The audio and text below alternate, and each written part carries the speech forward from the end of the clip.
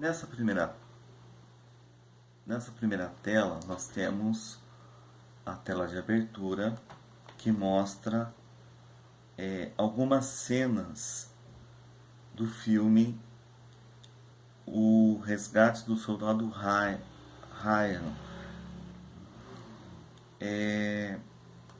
Esse filme ele tem bases históricos nele, né? É um filme de ficção, de ação, mas ele tem contextos históricos inseridos nele também. Então não é um filme apenas de entretenimento, é um filme que contém fatos históricos. O que a gente vai perceber nesse filme? Vamos lá para a leitura do capítulo, da introdução. Você certamente gosta de filmes de ação. E muitas dessas produções cinematográficas tratam de temas históricos ou da atualidade. Apesar de as produções serem baseadas em fatos reais, muitos componentes da trama são ficcionais. Entretanto, como compreender o resgate do soldado Ryan sem conhecer o episódio da Segunda Guerra Mundial, denominado Dia D?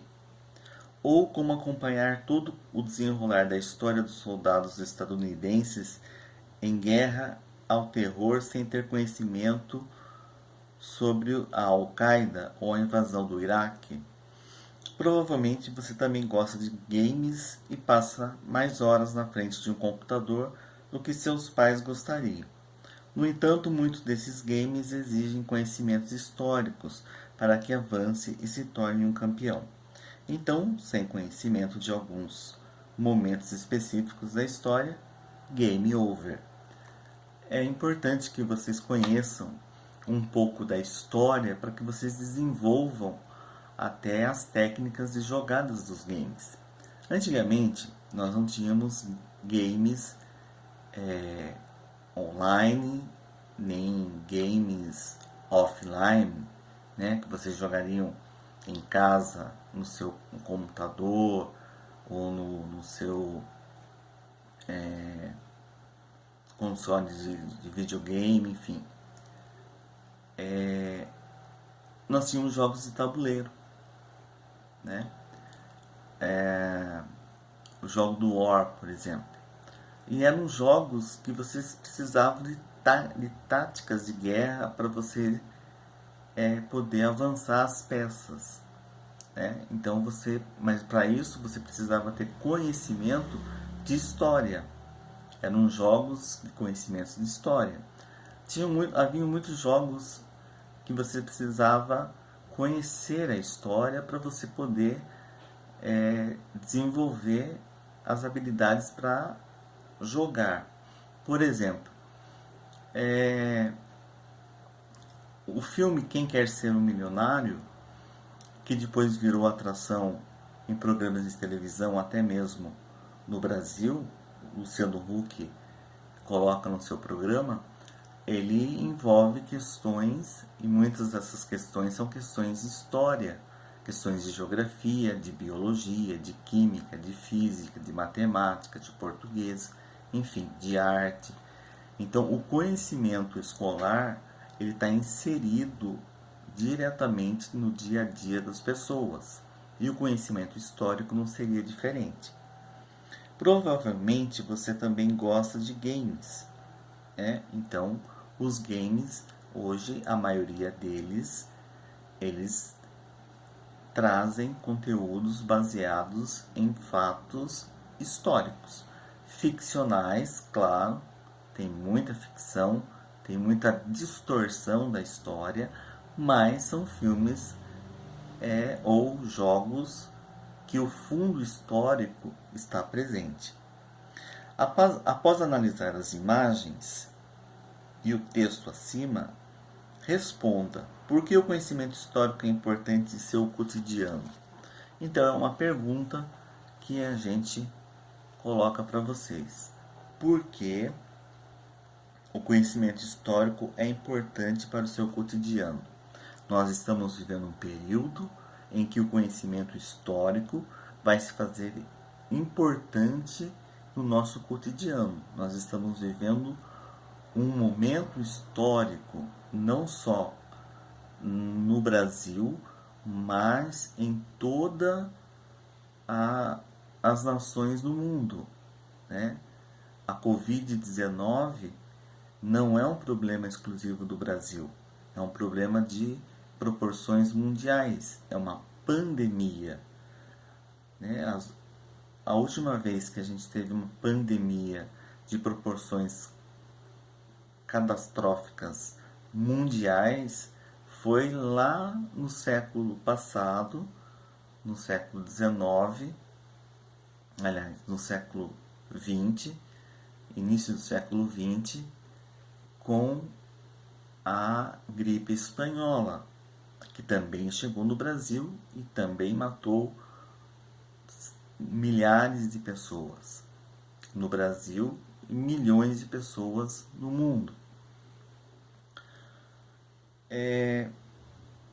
Por que ensinar história na escola? Qual é o objetivo?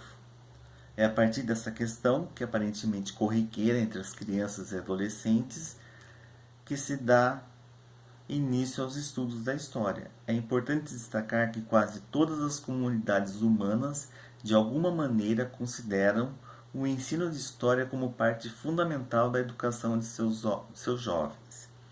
Comumente, as pessoas relacionam o passado com a história.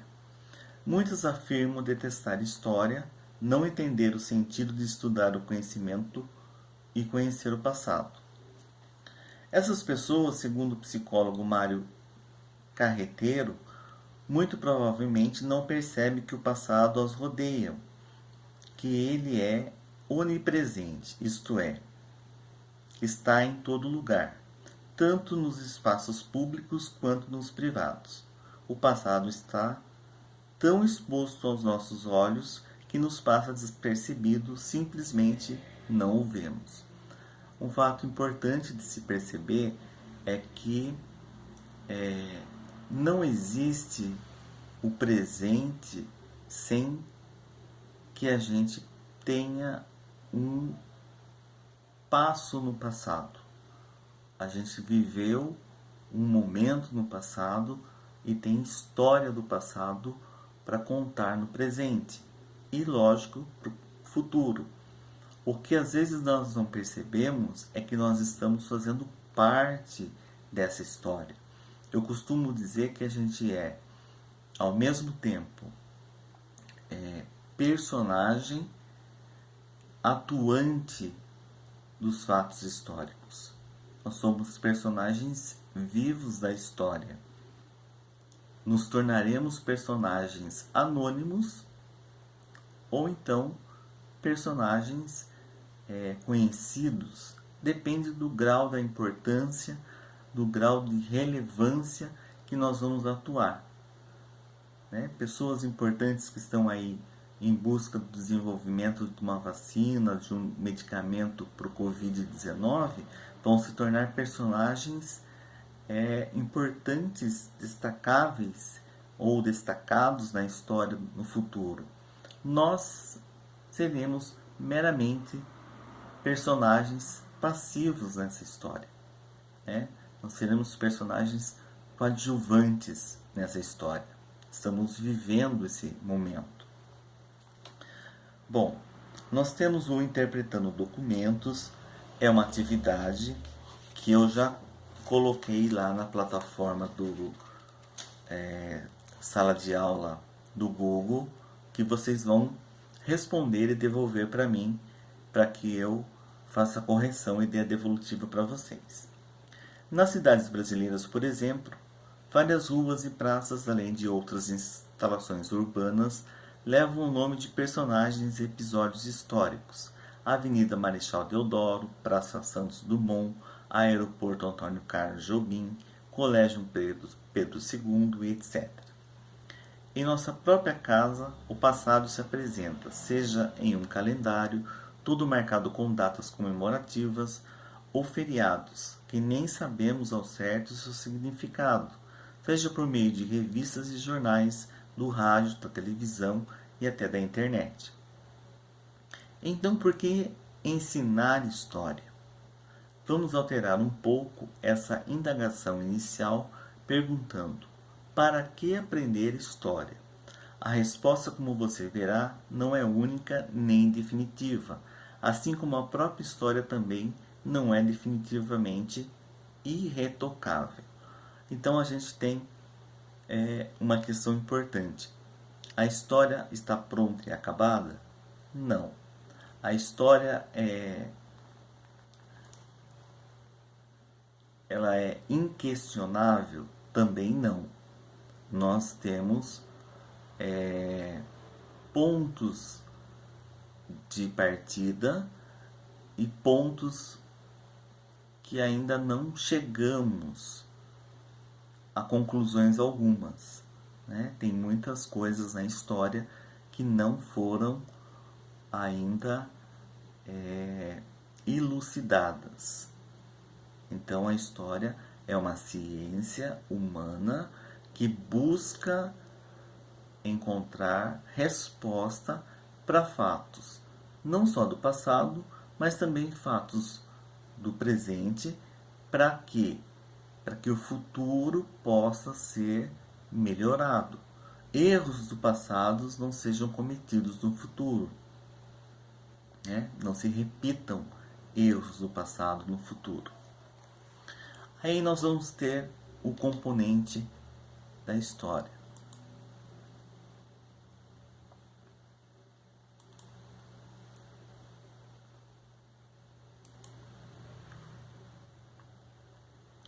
A história eu vou procurar explicar por esse quadro sinótico para vocês.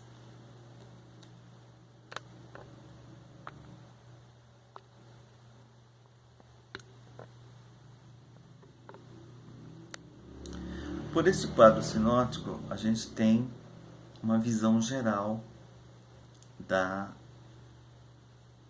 do conteúdo dessa página. A história é uma palavra que surgiu com os gregos na antiguidade clássica e tem um significado inicial como relato de conto ou aventura.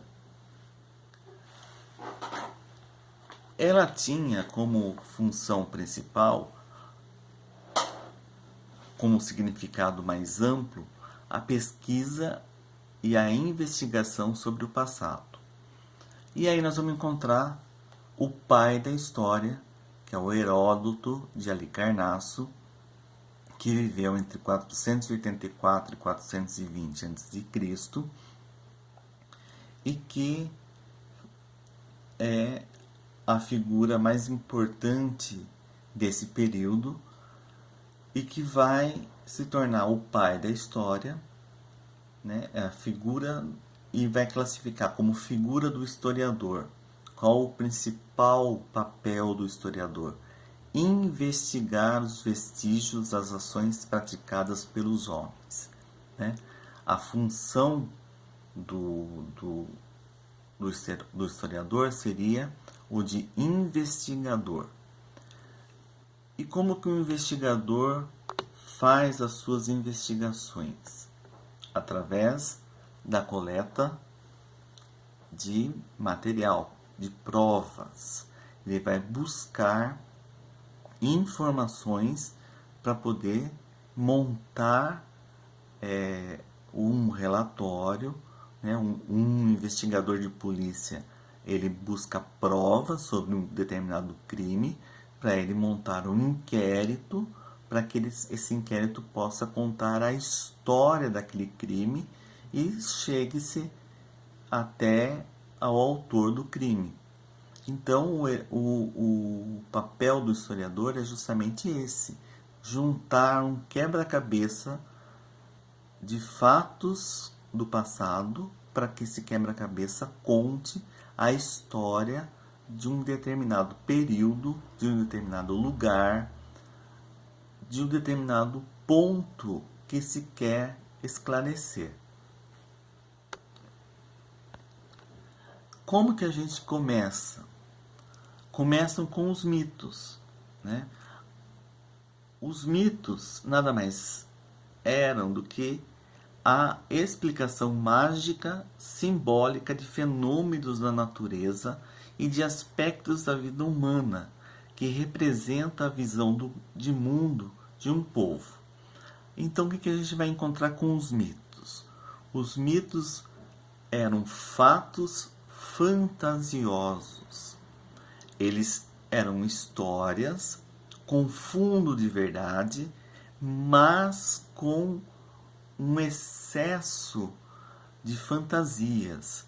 Então, aquilo que eles conseguiam explicar com fundamentação, com embasamento, com provas, eles explicavam.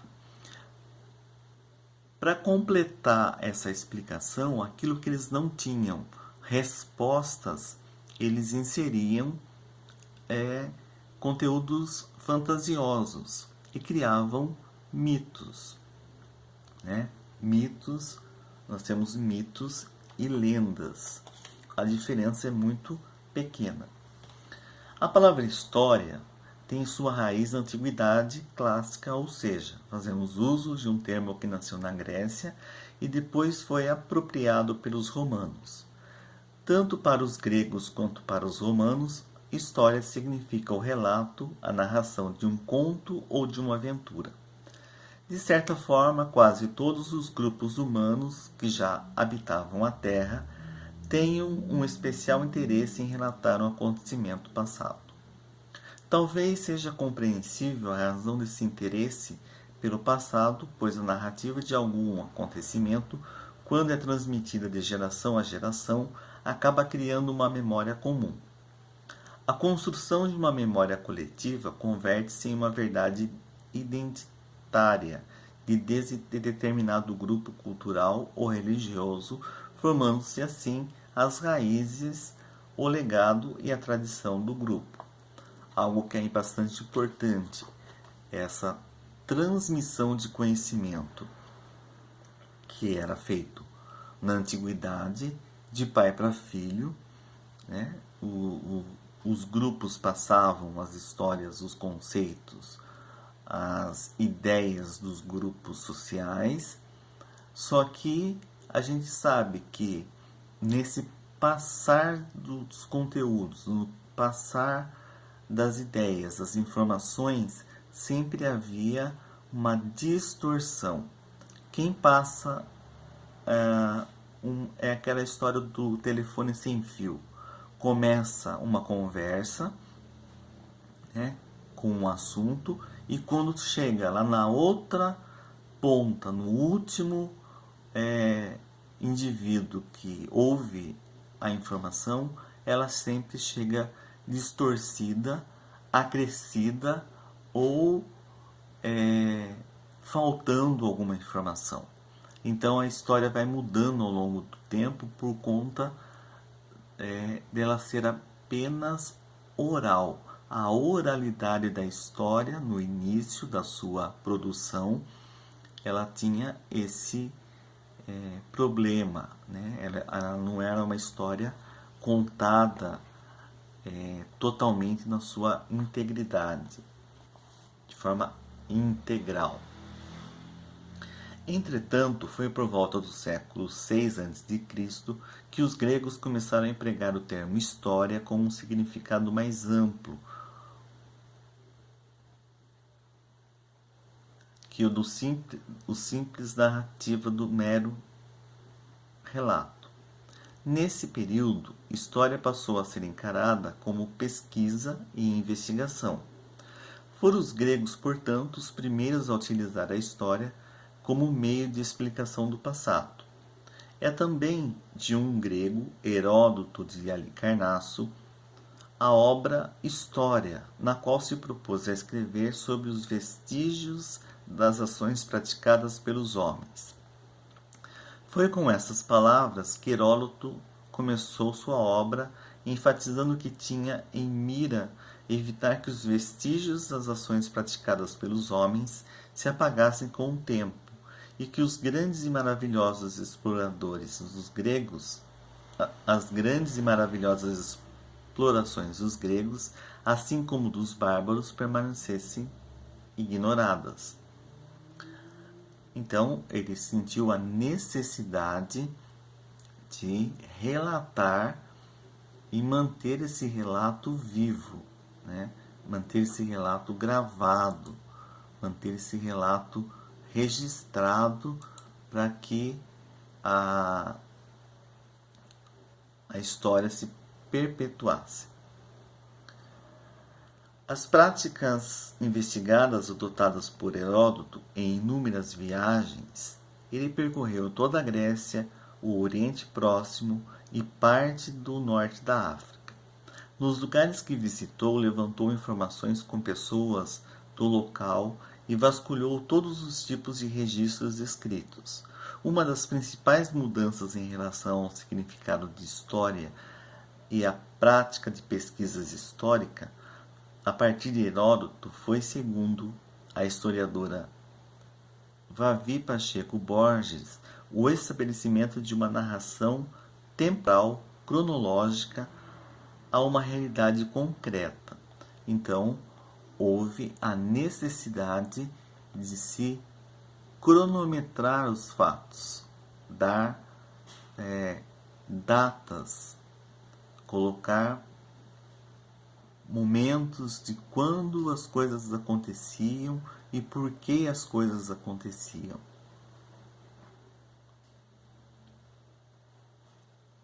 Em outras palavras, a história na época de Heródoto preocupou-se em compreender um momento histórico concreto, como guerra entre gregos e persas. Em períodos anteriores, outros homens, apesar de buscarem conhecimento sobre o passado, faziam isso por meio de explicações mágicas e religiosas da realidade. Esse tipo de explicação é o mito, que não se atém a uma sequência linear de tempo e é repleto de personagens sobrenaturais como os deuses. Então nós vamos encontrar, por exemplo, os deuses do Olimpo, né? Nós vamos encontrar os mitos entre os povos indígenas, nós vamos encontrar mitos em todas as nações, elas possuem mitos que contam de uma forma ou de outra a sua própria origem. Os mitos, em troca de ideias, a gente tem aqui um conceito de mito. Os mitos fizeram... Aliás, eu pulei um pedacinho aqui. A busca por um sentido da vida e da sua própria origem levou várias sociedades humanas a criar seus próprios mitos, por meio dos quais a história da criação era contada. Essa história, distante da realidade concreta, sempre ocorria em um tempo considerado sagrado, impossível de ser medido e quantificado. Por isso, normalmente, os mitos remetem-se aos primórdios, a quando tudo começou. Então, se você for procurar, por exemplo, na história de alguma tribo indígena, qual é a história da humanidade? Eles vão contar de uma forma bastante fantasiosa, com muitas inserção de fenômenos da natureza.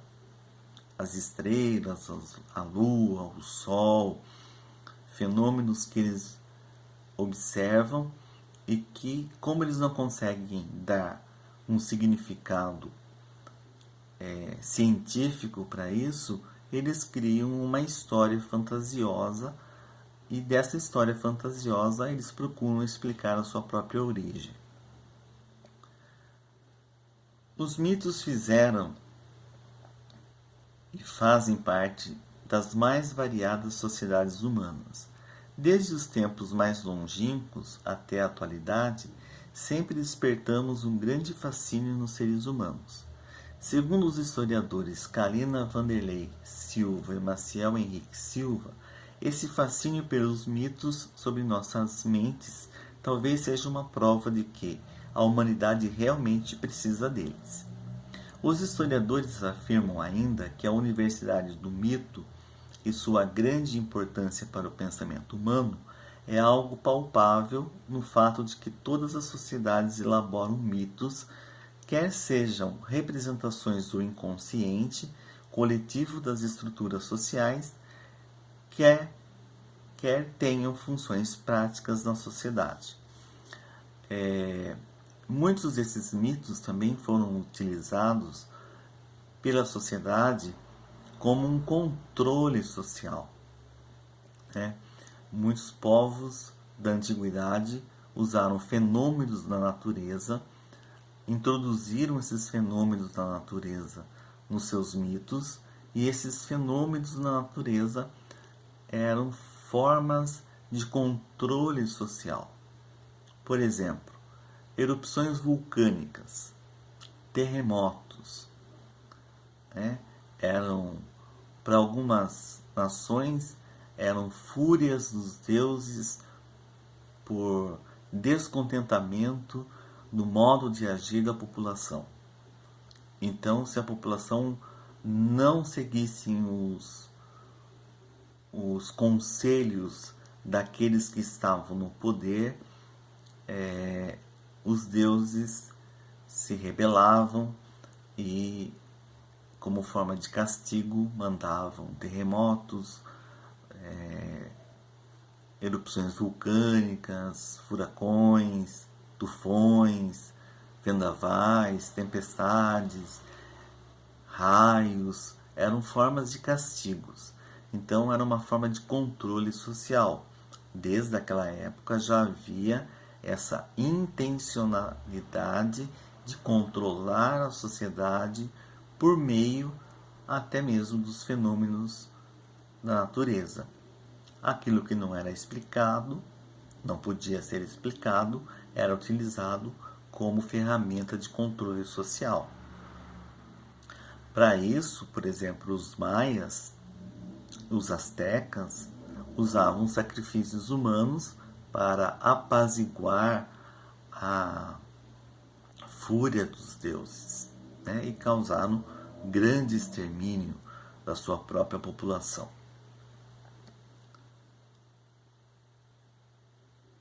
Com base na afirmação dos historiadores que as sociedades elaboraram mitos, discuta com os colegas sobre a presença de mitos em diversos momentos da história. Compartilhe mitos que você conhece e procure identificar outros que fazem parte da cultura contemporânea. Então reflita um pouquinho, procure, pesquise na internet mitos aqui da nossa região, mitos. Nós temos um livro interessante em Itapetininga, que foi relançado recentemente, Mitos e Lendas de Itapetininga, bastante interessante, é muito utilizado na educação de primeiro ao quinto ano, e até mesmo às vezes para as crianças tem algumas lendas interessantes, né, e bastante conhecidas. Os pais de vocês provavelmente conhecem um mito ou uma lenda de Itapetininga. Acho interessante vocês resgatarem isso. Procure, converse com os pais, com os avós, que vocês vão ter acesso a esses mitos e lendas de Itapetininga. Bom, agora nós vamos para os conceitos importantes para o estudo da história. Nós vamos ter 3 conceitos bastante importantes. O primeiro deles é o processo histórico. O que é o processo histórico? Ele é o resultado da percepção que os estudiosos têm do passado. Os acontecimentos do passado estão interligados com uma teia, mas nem sempre é possível visualizar claramente a relação entre eles. Então, são estudos importantes, mas como um quebra-cabeça, precisa ser montado e às vezes falta alguma peça. E a descoberta dessa peça às vezes pode levar muito tempo, ou até mesmo nunca ser encontrado. Compreender os conceitos. Aprender a história é ir além do conhecimento de datas, fatos e personagens históricos. É um detalhe importante. Antigamente, não tão distante assim, mas quando eu estudava história, quando eu era aluno, enfatizava-se muito que o aluno tinha que saber datas e fatos e personagens históricos de uma forma decorada. Hoje, nós professores de história, nós historiadores, nós não damos tanta ênfase para isso, porque a gente precisa compreender o contexto histórico e não ficar preso à memorização de fatos, de datas e de personagens pura e simplesmente. A história tem que fazer sentido, tá? Aliás, por muito tempo vigorou um ensino que se preocupou apenas com essas informações, nada mais que uma simples narrativa factual que, além dos fatos, sem pretender interpretá-los, e linear, que apresentava os acontecimentos em uma ordem de encadeamento sequencial. No entanto, com o tempo, o ensino de história mudou e passou a privilegiar outras perspectivas e outros temas. Um outro fato interessante: quando eu era aluno, a história ela era estudada de forma fragmentada. Então a gente aprendia, por exemplo, no sexto ano,